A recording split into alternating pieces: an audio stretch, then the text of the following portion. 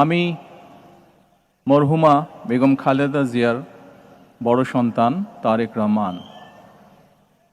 আমি আজকে এখানে উপস্থিত সকল ভাইয়েরা এবং বোনেরা যারা উপস্থিত আছেন,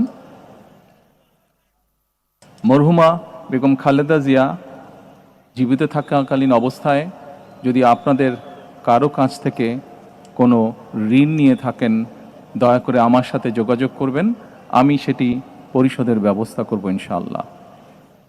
একই সাথে উনি জীবিত থাকাকালীন অবস্থায় ওনার কোনো ব্যবহারে, ওনার কোনো কথায় যদি কেউ আঘাত পেয়ে থাকেন, তাহলে মরহুমার পক্ষ থেকে আমি আপনাদের কাছে ক্ষমা প্রার্থী। দোয়া করবেন আল্লাহ তাআলা যাতে ওনাকে বেহেশত দান করেন। আসসালামু আলাইকুম।